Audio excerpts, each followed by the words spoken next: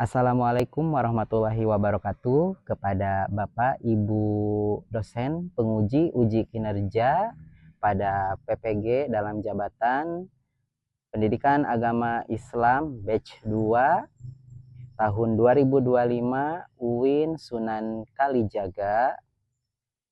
Saya Faridudin, nomor induk mahasiswa 25404110432 akan melaksanakan uji kinerja di SMP Negeri 2 Tanjung Sari di kelas 7 dengan mengambil materi Al-Quran dan Sunnah sebagai pedoman hidup manusia. Untuk itu, silahkan menyaksikan. Assalamualaikum warahmatullahi wabarakatuh.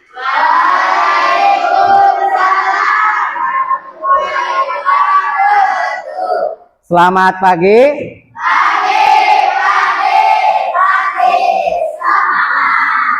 Apa kabar? Alhamdulillah, luar biasa. Allahu Akbar. Nah, tujuan pembelajaran kita pada hari ini, yang pertama, kalian membaca Quran Surat An-Nisa ayat 59 dan Quran Surat An-Nahl ayat 64. Yang kedua, menjelaskan kandungan ayat dan hadis tentang kedudukan hadis terhadap Al-Quran. Kemudian menunjukkan sikap menjadikan Al-Quran dan hadis sebagai pedoman hidup dalam kehidupan sehari-hari. Ya, materi kita pada hari ini, Al-Quran dan Sunnah sebagai pedoman hidup. Bagaimana kita menjadikan Al-Quran dan Sunnah sebagai pedoman hidup? Al-Quran itu apa? Kalamullah, perkataan Allah. Di situ ada perintah-perintah Allah, petunjuk Allah. Dan Sunnah dari Nabi, dari Rasulullah Shallallahu Alaihi Wasallam. Silahkan kalian simak materi di depan, pengertian Al-Quran.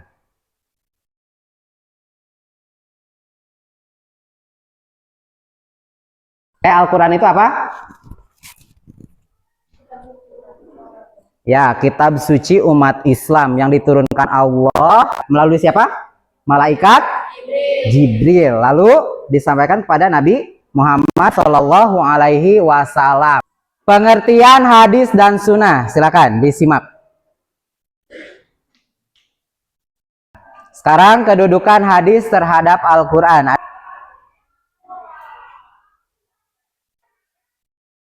Kita lanjutkan. Nah, nanti kalian membaca Quran Surat An-Nisa ayat 59 dan Quran Surat An-Nahl ayat 64. LKPD-nya silakan kalian isi, diskusikan bersama kelompok 1, kelompok 2, kelompok 3, kelompok 4. Sebelumnya kita baca bersama-sama Quran Surat An-Nisa ayat 59, halaman 6. Sudah dibuka? Oke, kita baca bersama-sama. A'udzu billahi minasyaitonir rajim. Bismillahirrahmanirrahim. Ya ayyuhalladzina amanu atiullaha wa atiur rasul wa ulil amri minkum fa'itanajatum fi syai'in farudduhu ilallah wa rasuli in kuntum tu'minuna billahi wal yaumil akhir zalika khairu wa ahsanu ta'wila. Artinya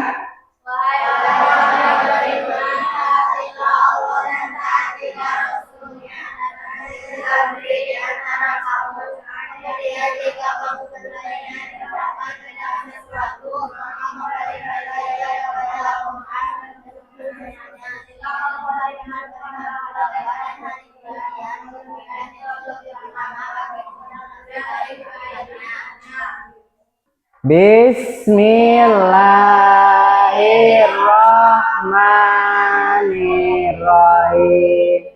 Wa ma anzalna 'alaikal kitaba illa litubayyina lahumul ladzi talafu fihi wa hudaw wa rahmatan liqaumi yu'minun.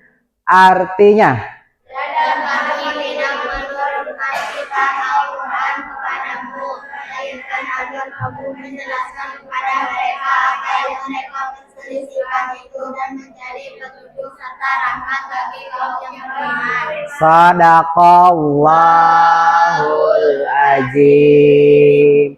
Silakan sekarang kalian diskusikan lembar kerjanya.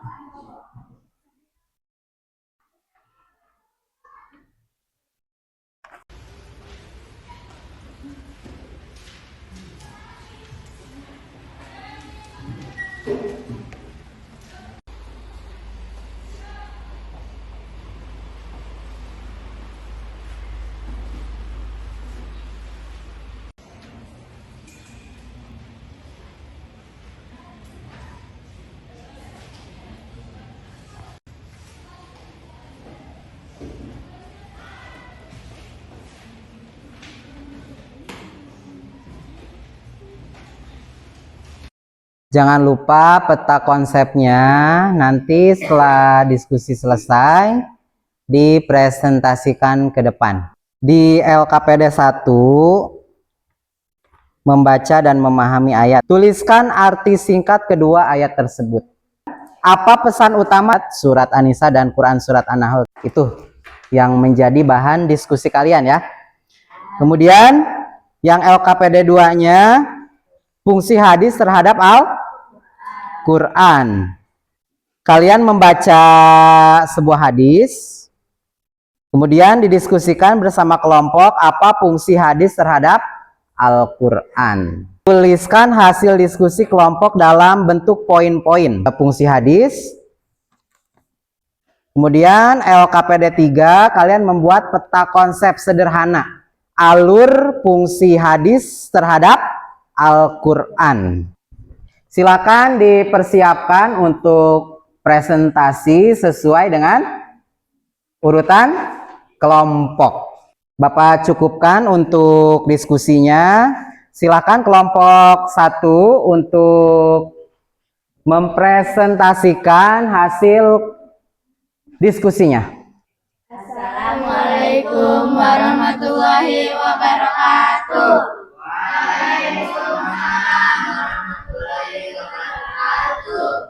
Perkenalkan, kami dari kelompok 1 akan mempresentasikan hasil diskusi kami. Arti singkat surat An-Nisa ayat 59 memerintahkan taat kepada Allah, Rasul, dan ulil amri.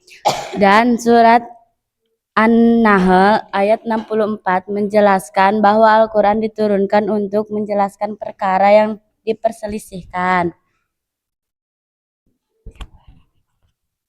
Pesan utama, taat kepada Allah, Rasul, dan pemimpin. Al-Quran sebagai pedoman yang meluruskan perbedaan.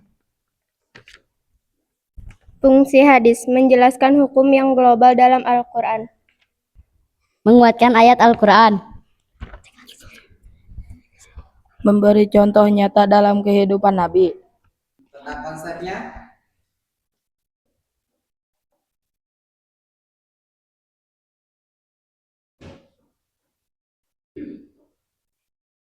Kelompok 1, peta konsep. Hadis sebagai penjelasan hukum, penguat ayat, perinci aturan. Contoh praktis dari Rasulullah. Sekian dari kami. Assalamualaikum warahmatullahi wabarakatuh. Waalaikumsalam warahmatullahi wabarakatuh. Kelompok 2. Assalamualaikum warahmatullahi wabarakatuh. Waalaikumsalam warahmatullahi wabarakatuh. Kami dari kelompok 2 akan mempresentasikan hasil diskusi kelompok kami. Arti singkat, Quran Surah An-Nisa ayat 59 menegaskan pentingnya menyelesaikan perselisihan dengan Al-Quran dan Sunnah. Quran Surah An-Nahl ayat 64 menunjukkan Al-Quran adalah petunjuk dan rahmat. Pesan utama, jadikan Al-Quran dan Sunnah sebagai solusi atas perselisihan. Fungsi hadis 1. Melengkapi penjelasan ayat. 2. Menjadi pedoman setelah Al-Quran. 3. Menjadi sumber hukum Islam kedua.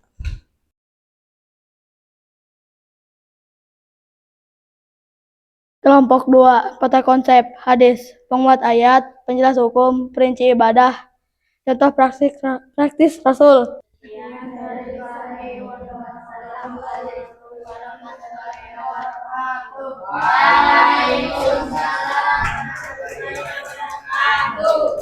Silakan kelompok berikutnya.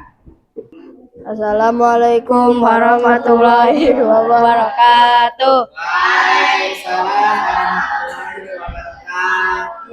Perkenalkan, kami dari kelompok 3 akan mempresentasikan hasil diskusi kami. Arti singkat, Quran Surat An-Nisa menekankan ketaatan dan pengembalian masalah ke Allah dan Rasul. Quran Surat An-Nahl menjelaskan Al-Quran sebagai petunjuk umat. Pesan utama, jadikan Al-Quran dan Sunnah sebagai sumber hukum bimbingan hidup. Fungsi hadis menjelaskan makna yang belum jelas dalam Al-Quran, memberikan rincian tata cara ibadah. Kelompok 3, hadis berperan sebagai penjelas ayat, perinci hukum, penguat aturan, contoh praktis dari Nabi. Sekian dari kami. Wassalamualaikum warahmatullahi wabarakatuh. Waalaikumsalam warahmatullahi wabarakatuh. Kelompok 4. Assalamualaikum warahmatullahi wabarakatuh.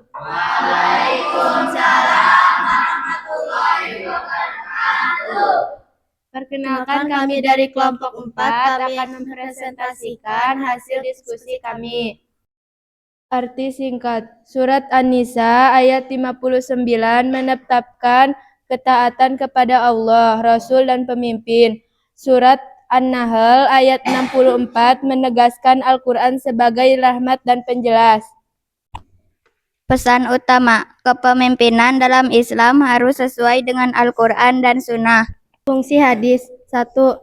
Menjadi pedoman dalam kehidupan nyata. 2. Menguatkan hukum dalam Al-Quran. 3. Memberikan contoh aplikatif. Penguat ayat, penjelas, perinci, contoh praktis. Sekian dari kami. Wassalamualaikum warahmatullahi wabarakatuh. Waalaikumsalam warahmatullahi wabarakatuh. Dapat ya sebuah peta konsep Dari kelompok 1, fungsi hadis terhadap Al-Quran. Peta konsep dari kelompok 1 itu hadis sebagai penjelas hukum. Kemudian penguat ayat, perinci aturan, contoh praktis dari Rasulullah. Itu fungsi hadis, ya. Fungsi hadis yang didapat dari kelompok 1, ya. Kemudian kelompok 2, hadis penguat ayat, penjelas hukum, perinci ibadah, contoh praktis Rasul. Kelompok 3, hadis berperan sebagai penjelas ayat, perinci hukum, penguat aturan, contoh praktis dari Nabi. Kelompok terakhir, kelompok 4, peta konsepnya yang didapat itu hadis sebagai penguat ayat, penjelas, perinci, dan contoh praktis. Keempatnya hampir sama, ya, untuk fungsi hadis terhadap Al-Quran. Oke, sampai sini dapat dipahami?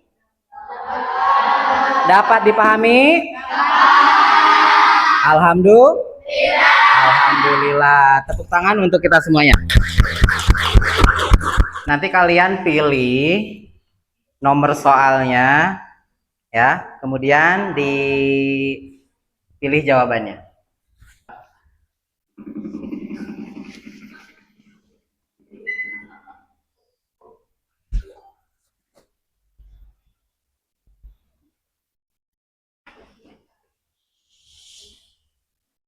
Oke. Ayo, lagi.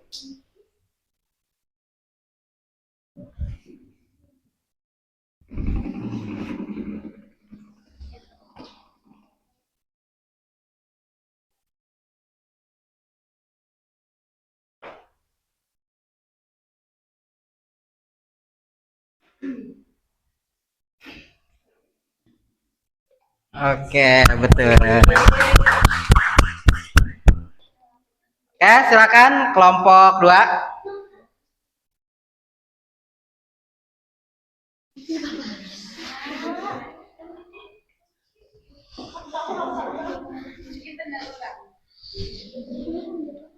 Sok langsung dijawab. Ya. Oke. Ayo lanjut.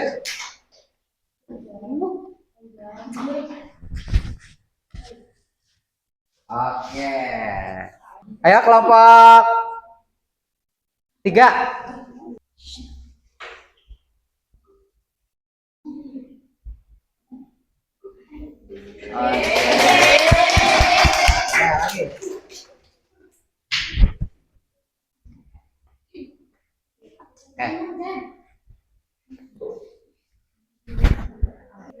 Kelompok terakhir, kelompok 4.